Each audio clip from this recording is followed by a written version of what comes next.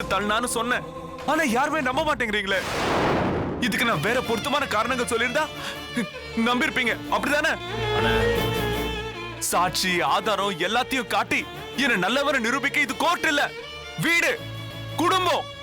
அது ஏன் உங்களுக்கு புரிய மாட்டேங்குது? அவ என் மேல பழி சொன்னது கூட எனக்கு வலிக்கல. அதுக்கு நீங்க எல்லாரும் பலி ஆயிட்டீங்களே.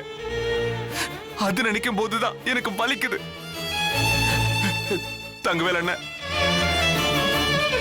நம்ம 3 பேரும் எப்போ ஒன்னா இருப்போம், நம்மள யாராலையும் பிரிக்க முடியாதுன்னு ஒரு நாள் அழுதீங்களே, ஞாபகம் இருக்கா? சொல்லுங்க, ஞாபகம் இருக்கா?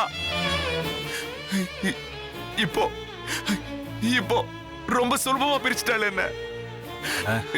நிறுத்துறா. நான் கேட்க வேண்டிய கேள்வி இன்னும் பாக்கி இருக்கு. ஒருவேளை நான் தப்பு செஞ்சதாவே இருக்கட்டும், என்ன மட்டும்தான் விசாரிப்பீங்களா? அவளை விசாரிக்க மாட்டீங்களா? அவ சொன்னதெல்லாம் அப்படியே நம்புறீங்களே? அவ ஏதோ திட்டத்தோட தான் வந்திருக்கா. அந்த பீர் கம்பெனிக்காரனுக்கும் அவ இங்க வந்ததுக்கும் ஏதோ ஒரு தொடர்பு இருக்கு. அந்த உண்மை வெளியே வந்துடக்கூடாதுன்னு தான் என் மேல பழிய போட்டிருக்கான. இங்க பாருங்க, உங்க பார்வையில நான் கெட்டவனாவே இருந்துட்டு போறேன். ஆனா ஒண்ணு சொல்றேன், அவளை மட்டும் நம்பாதீங்க. நீங்க இப்ப நம்பலனாலும் என்னைக்காவது ஒரு நாள் உண்மை தெரிஞ்சே ஆகும். அது வரைக்கும் நான் வெயிட் பண்றேன். அவளை நம்புனீங்க, ஒரு நிமிஷம் கூட வெயிட் பண்ண மாட்டான். மொத்த சொத்தையும் சுருட்டிக்கிட்டு நம்ம குடும்பத்தை நடு ரோட்ல விட்டுட்டு போயிடுவா.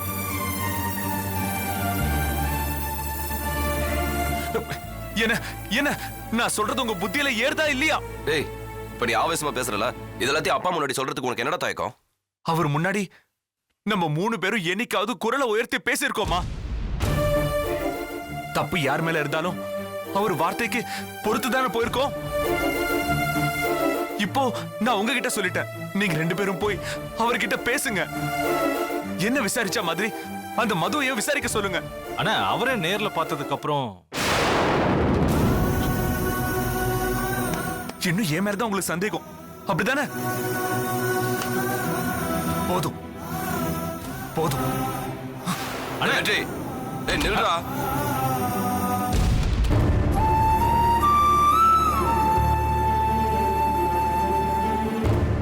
டேய் சக்தி, வெற்றி போய் சொல்ல மாட்டேன்டா. இதுல ஏதோ ஒரு விஷயம் இருக்கு. இல்லண்ணே, அப்பா மட்டும் அவசரப்பட்டு வழி சுமத்தி இருப்பார் நினைக்கிறீங்களா?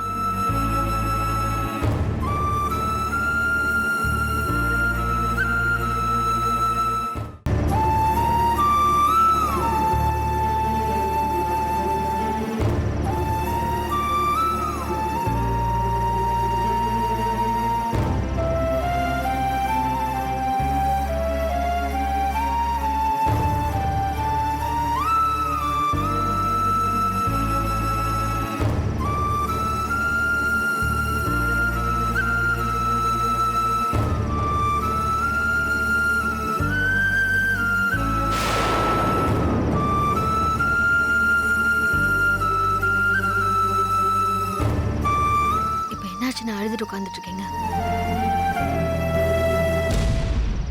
புருஷனை விட்டு கொடுக்காம எல்லாரும் முன்னாடியும் எனக்காக பேசின. இப்ப தனியா உன்னோட சந்தேகத்தை எல்லாம் தீர்த்துக்க வந்திருக்கல. மத்தவங்களை விட என் மேல சந்தேகப்பட உனக்கு நிறைய வாய்ப்பு இருக்கு லட்சுமி. நான் தான் அவளை பல தடவை சப்போர்ட் பண்ணி பேசிருக்கேன். ஒவ்வொரு தடவையும் நான் தான் அவளை கெஸ்ட் ஹவுஸ் கூட்டிட்டு போயிருக்கேன். நான் அவ கூட. நீங்க ஒண்ணு சொல்ல வேண்டாம். ஒரு நாள் கெஸ்ட் ஹவுஸ்ல இருந்து வரும்போது நீங்க குடிச்சிட்டு வந்தீங்க. கண்டுபிடிச்சிட்டியா? இத்தனை நாள் அமைதியா இருந்தது இப்படி ஒரு சந்தர்ப்பத்துல வசமா சிக்கினதுக்கு அப்புறம் கேட்கறதுக்கு தானா? லக்ஷ்மி, உன்னை குறை சொல்றதுக்கு எனக்கு எந்த தகுதியும் இல்லை. அப்பா, அம்மா, அண்ணன், தம்பி அத்தனை பேரும் கண்ணுல பார்த்ததையும் அவங்க கேட்ட கேள்விக்கு நம்புற மாதிரி பதில் சொல்லாததையும் காரணமா வச்சு என் மேல சந்தேகப்பட்டாங்கல்ல. நான் அந்த தப்ப செஞ்சிருப்பேன்னு உறுதியா நம்பிட்டாங்கல்ல. பிரச்சனைன்னு வந்தா என்னை காப்பாத்துறதுக்கு என் குடும்பம் இருக்குன்னு நினைச்சேன். இப்ப அந்த குடும்பமே என்ன குற்றவாளி ஆக்கிடுச்சு. அம்மா சொல்றாங்க அவ என் தம்பி பொண்ணு பொய் சொல்ல மாட்டான்னு. அப்ப நான் யாரு லட்சுமி? நான் யாரு?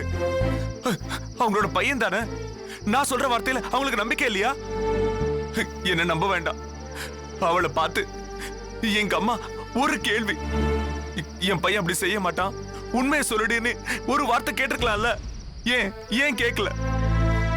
எங்க அம்மா மதுவை பார்த்து அப்படி கேட்டிருந்தா நான் இந்த அளவுக்கு மனசு உடைஞ்சு போயிருக்க மாட்டேன். இப்ப நான் கேக்குறேன், என்ன நடந்தது? நீங்க எதுவுமே சொல்லலைனாலும் நான் உங்களை நம்புவேங்க. அத்தைக்கும் மாமாக்கும் வேணா உங்க மேல நம்பிக்கை இல்லாம இருக்கலாம். எனக்கு என் புருஷன் மேல நம்பிக்கை இருக்கு. நான் மத்தவங்களோட வார்த்தையை விட உங்க மனசு சொல்றத நம்புறேன். உங்க கண்ணுல இருக்கிற உண்மையை நம்புறேன். நான் உங்களை நம்புறேங்க. வெற்றி, எதுக்கு அழறீங்க? நான் தான் நம்புறேன்னு சொல்லிட்டேன்ல, அப்புறம் எதுக்காக அழணும்? இது பாருங்க, ஒருத்தர் மேல ஒருத்தர் வைக்கிற நம்பிக்கை தான் வாழ்க்கை. நான் உங்க மேல யாருமே வைக்க முடியாத நம்பிக்கை வச்சிருக்கேன். எவ்வளவு ஒருத்தி சொன்னதை நான் எதுக்குங்க நம்பணும்? போதும் போதும் லட்சுமி, இந்த ஒரு வார்த்தை போதும். என் துக்கம் எல்லாத்தையும் தூக்கி போட இந்த ஒரு வார்த்தை போதும். ஆனா அந்த மது ஏதோ திட்டத்தோட தான் வந்திருக்கா. நான் அவளை பத்தி எல்லார்கிட்டயும் சொல்லிட்டா அவ திட்டம் கலைஞ்சிருந்தா அவ இப்படி ஒரு நாடகம் போடுறா.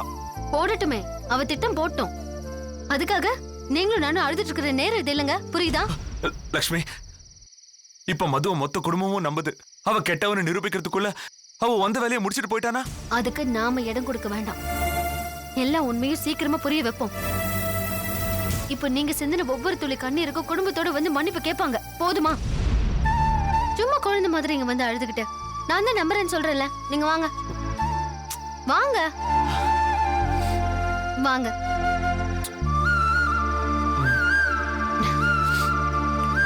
சும்மா அழுதுகிட்டு வாங்க. வாங்க.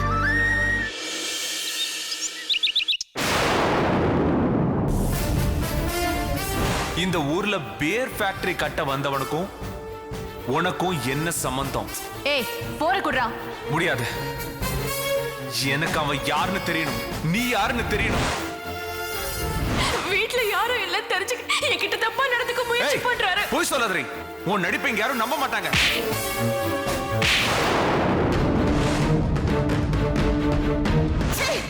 என் பையன் சொல்லிக்கவே வெக்கமா இருக்குடா. அப்பா, என்ன மன்னிச்சிடுமா. நீ இந்த வீட்டுல தான் பாதுகாப்பா இருப்பேன்னு நினைச்ச. என்ன மன்னிச்சிடுமா.